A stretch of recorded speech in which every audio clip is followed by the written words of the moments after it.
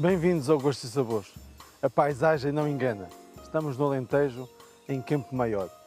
E hoje vamos conhecer a enóloga da Adega Maior, que faz o vinho fantástico que se produz aqui nesta herdade.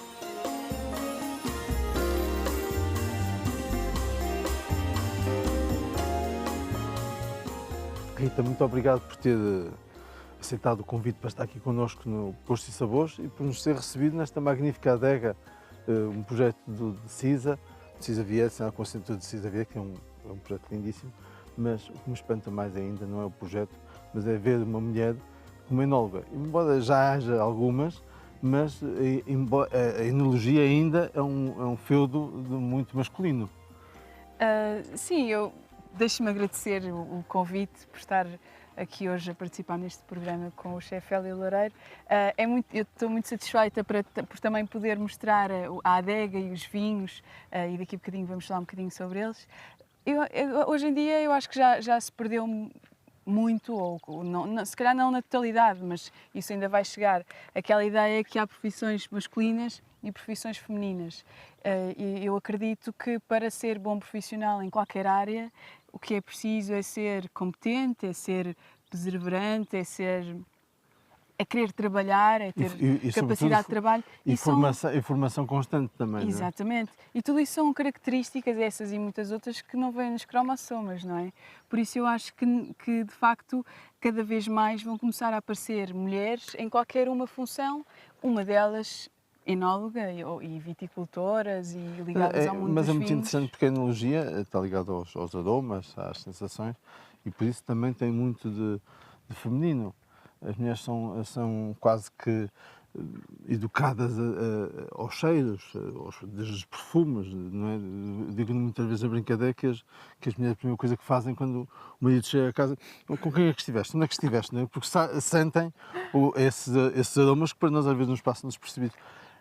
A sua formação foi na Católica em Engenharia Alimentar. Exatamente. E depois fez uma graduação. Uma pós-graduação em Enologia. Porque a minha chegada ao mundo dos vinhos foi assim uma coincidência. O meu pai está ligado ao ramo, mas um bocadinho na parte da cortiça e de prestações de serviços técnicos, que são até bastante interessantes, e ia-me falando da vindima assim, de uma forma que parecia um mito. A parte de colher as uvas, depois a adega, e eu fiquei logo com imensa curiosidade, e quando entrei na faculdade, as primeiras férias, fui fazer uma vindima na herdade do Esporão, mas um bocadinho para satisfazer a curiosidade. Eu não sabia que queria ser enóloga, até só gostava de vinho tinto, nem gostava de vinho branco, e foi esse estágio. Então, ao contrário, gosta-se mais dos brancos. Exato. E que se faça para os tintos. Pois é, normalmente, mas eu comecei um bocadinho ao contrário. E foi nesse estágio que eu acordei um bocadinho para este mundo, porque eu passei 1 mês e meio a viver na herdade do Esporão, a trabalhar 12 horas por dia. Foi a primeira vez que trabalhei na vida. Trabalhar 12 horas por dia, 15 dias no turno do dia, 15 dias no turno da noite, por isso foi um mês e meio que foi muito intenso e eu adorei.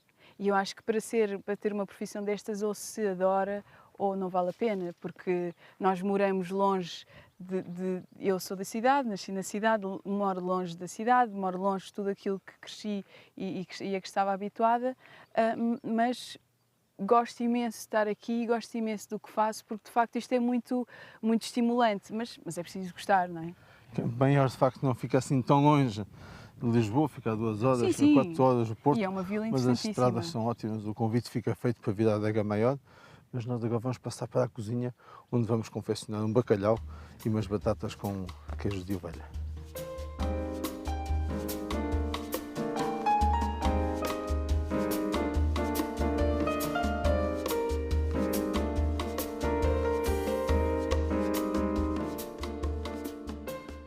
E para prepararmos esta receita vamos precisar de bacalhau demolhado, sem espinhas, mas com a pele, porque a pele é muito saborosa, cebola, fatias muito finas de presunto, alho, pimentos, tomate e pão alentejano.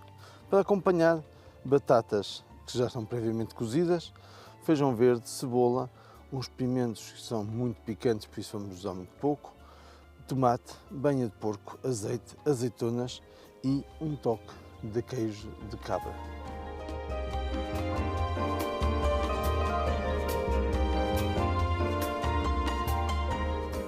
Então vamos fazer um bacalhau com fatias de presunto.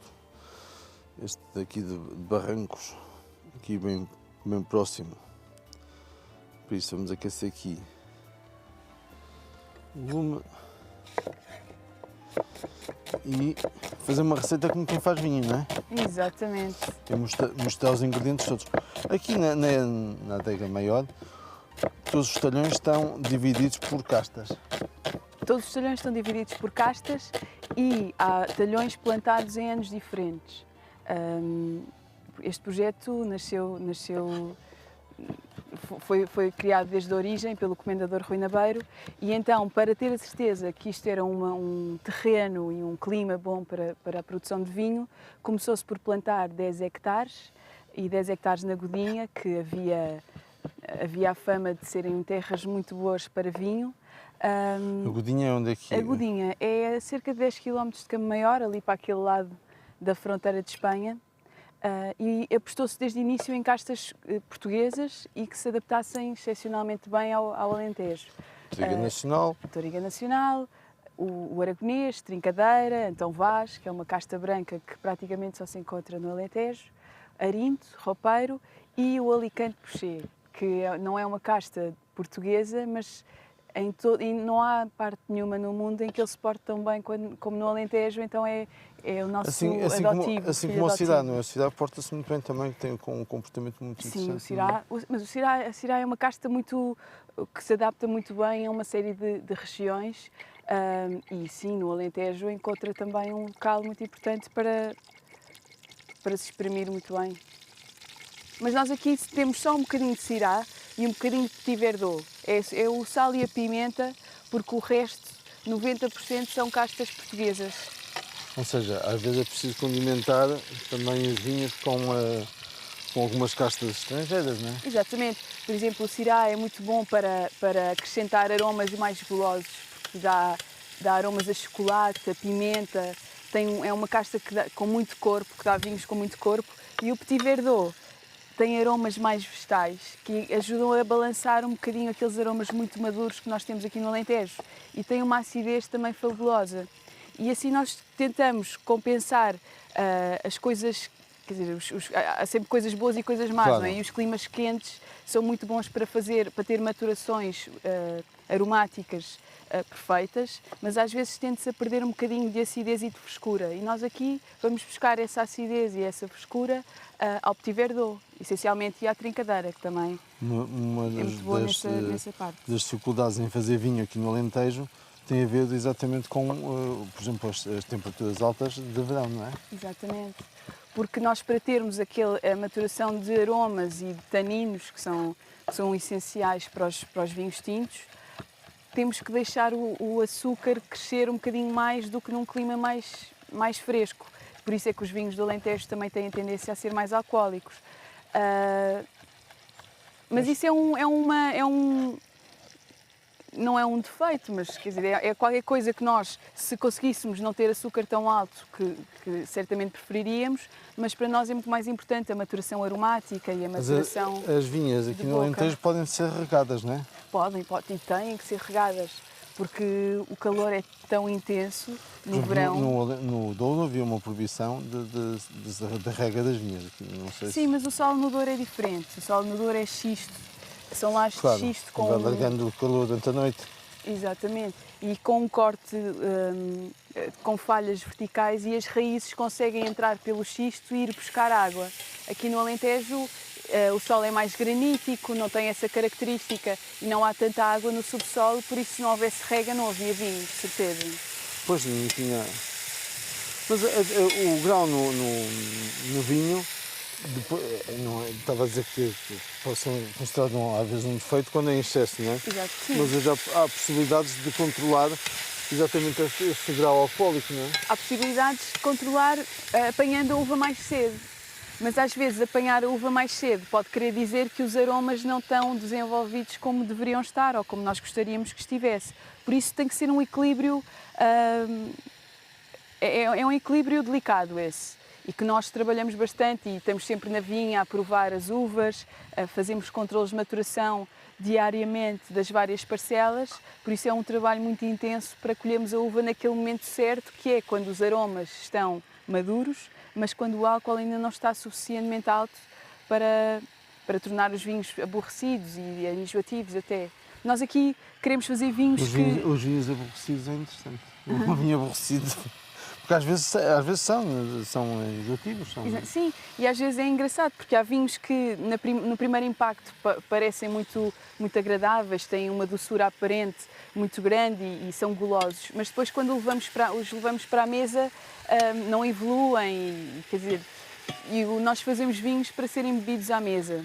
Por isso aqui tentamos fazer muito essa questão procuramos muita elegância nos nossos vinhos, tentamos que o grau não seja excessivamente elevado, que é para depois se portarem como nós queremos quando os levamos para a mesa. Depois dos lotes feitos, ou seja, depois dos vinhos estarem...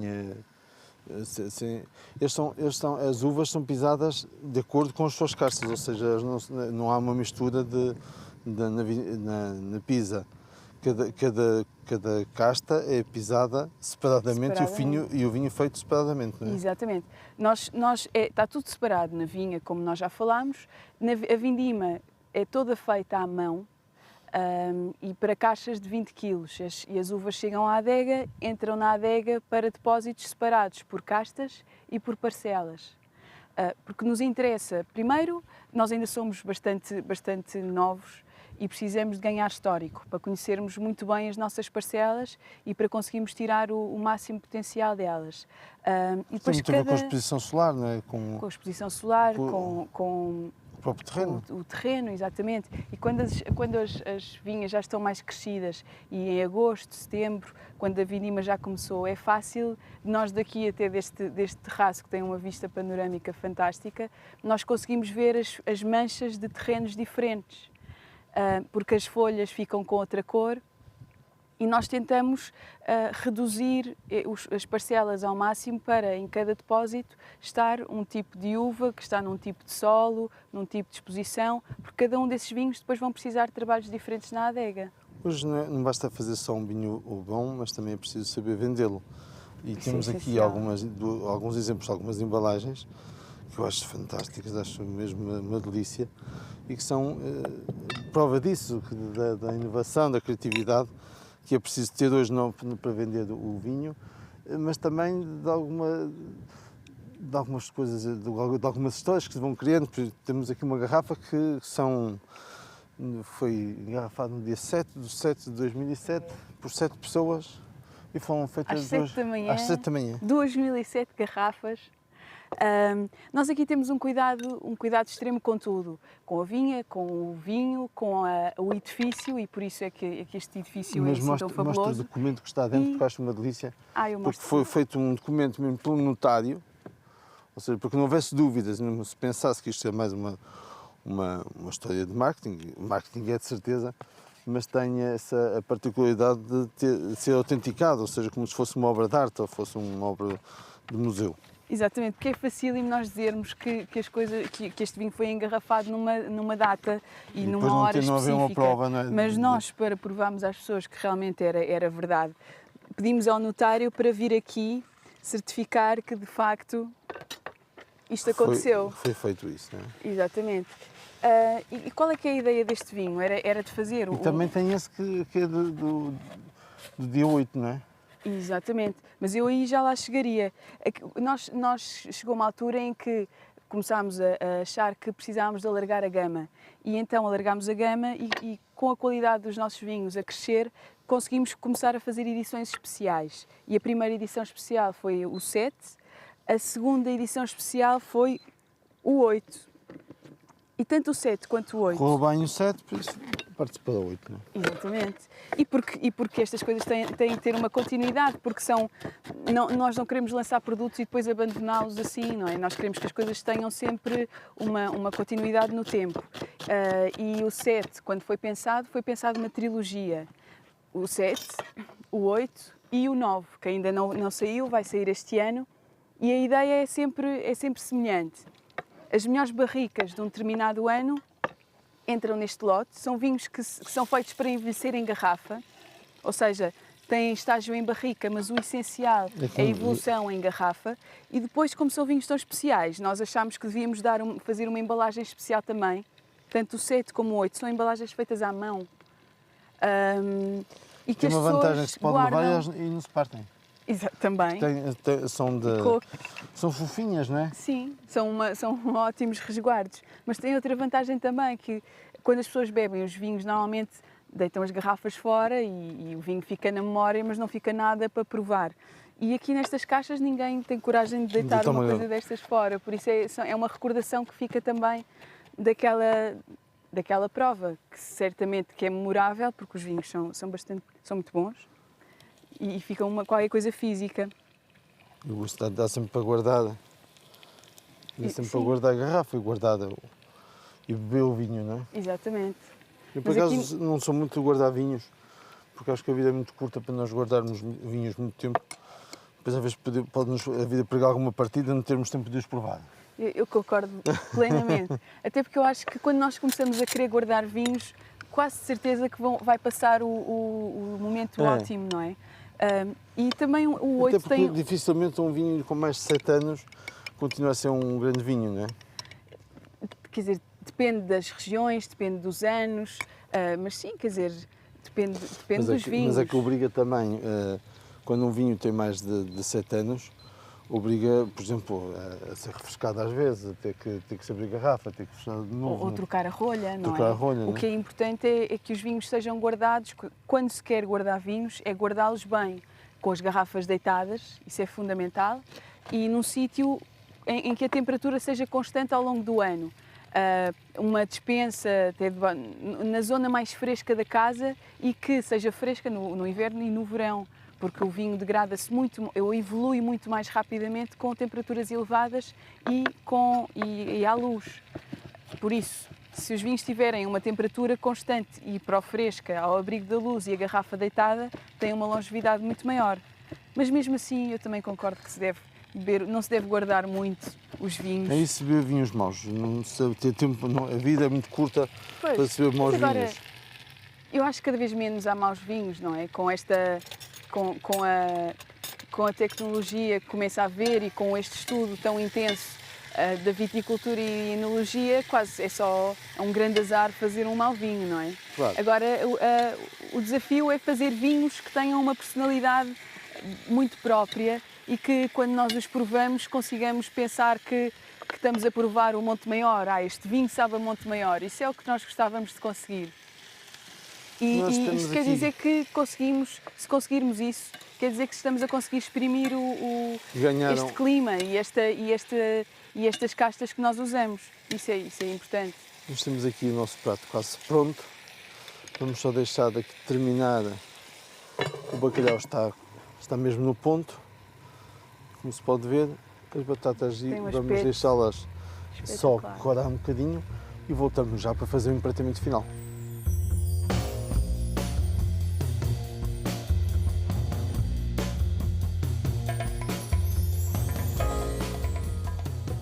Temos então aqui o bacalhau envolto em folhas de fatias finas de presunto e já sabe, se não viu a receita ou se não percebeu a receita toda, no Jornal de Notícias ao domingo vem lá a receita tudinha com toda a explicação. O queijo, eu disse ao princípio que é queijo de cabra, mas não é queijo de ovelha. Exatamente. Que está em azeite e é um queijo ótimo que depois se derrete e fica assim com um aroma fabuloso. Que sugestão de vinho é que dava para este prato? Para este prato, que tem um aroma espetacular e um aspecto muito bonito, eu sugeria um Monte Maior branco ou então um rosé, porque é um prato com o rosé é daqueles que nunca deixa ficar mal, vai bem com tudo, não é? Exatamente. Eu acho que, desde que não seja daqueles rosés com açúcares residuais, claro. Um rosé fica sempre bem com tudo. E às vezes é um vinho que é um bocadinho enjeitado e as pessoas acham que é um vinho de senhoras. Está na moda. Sim, está na moda, mas mesmo assim às vezes é difícil de pôr homens a beber rosé, não sei porquê. Mas é engraçado que quando... Sim, porque é cor-de-rosa, não é? É cor-de-rosa, chama-se rosé. E ainda por cima depois cheira a morangos e a framboesas. É preciso convencê-los a provar, que é Exatamente, que é para eles ficarem Mas convencidos. este branco é um branco reserva?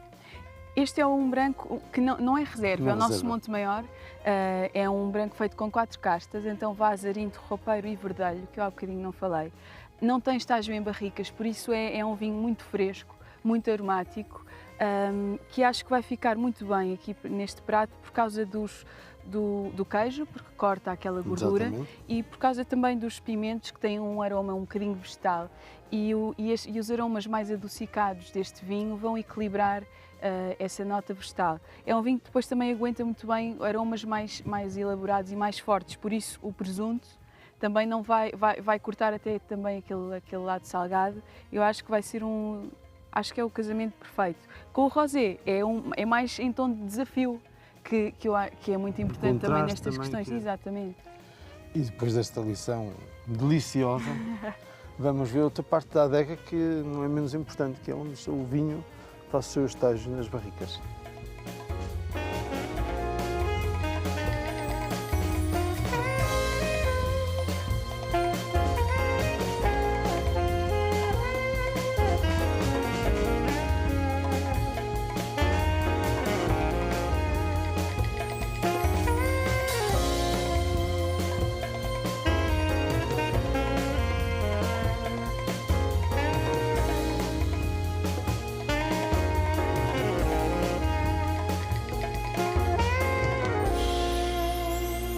E estamos num local que é quase o descanso do guerreiro, do vinho, não é? Que vem aqui a descansar nas barricas e que vai fortalecer e ganhar outros aromas. Estas barricas são de carvalho francês, outras de carvalho americano. Quais são as diferenças? Porquê que é essa diferença no fundo, de madeiras? Que notas que dão diferentes ao vinho? As barricas são um elemento muito importante, aliás, são mais um ingrediente dos nossos vinhos tintos. Se considerarmos que são lotes feitos de castas diferentes, parcelas diferentes, fermentadas de formas diferentes, em sistemas diferentes, as barricas acrescentam mais uma nota de complexidade aos vinhos. E nós, o que é que procuramos? Procuramos que haja uma transferência de aromas e de sabores da barrica para o vinho, e cada tipo de madeira e cada tipo de tosta transfere aromas diferentes. O carvalho francês é mais delicado, dá notas mais especiarias, café, alguns toques fumados, e é muito importante na transferência de componentes que enriquecem o vinho na boca, de taninos e Daí etc. que sejam as barricas, quando vêm novas, estagiam primeiro os vinhos brancos. Nós como é que fazemos? Nós temos carvalho francês para os vinhos tintos, essencialmente, mas temos um vinho que é o Reserva do Comendador, que também fermenta em barricas. E então, para esse vinho, para conseguirmos o equilíbrio aromático, utilizamos 50% de carvalho francês e 50% de carvalho americano. E o que é que nós esperamos do carvalho americano? Esperamos que a transferência aromática seja mais de aromas doces e gulosos, como baunilha, coco, assim, qualquer coisa mais desse género. Às vezes especiarias, não é? Também, mas as especiarias vamos mais buscar ao carvalho francês. O americano é mais a baunilha e o coco, que são aromas mais adocicados e que nós achamos que vão melhor nos frutos tropicais, também doces, e nas notas citrinas que tem normalmente o nosso reserva branco. Pois, e os brancos precisam não, mas enaltecem bastante quando ficam com essas notas de frutos exóticos que lhe dão uma certa, não só frescura, mas também um certo exotismo, não é? Nós estamos a beber vamos beber, aliás, um solista, não é? Um vinho que tem um nome muito interessante. Sim. Parece que é só para beber a solo. Ai. Mas o nome é muito, muito interessante. Assim como o aspecto aqui desta adega, que tem 1000 metros quadrados e não tem uma única coluna, não é? Exatamente. Que é isto uma obra de fabuloso. engenharia fabulosa.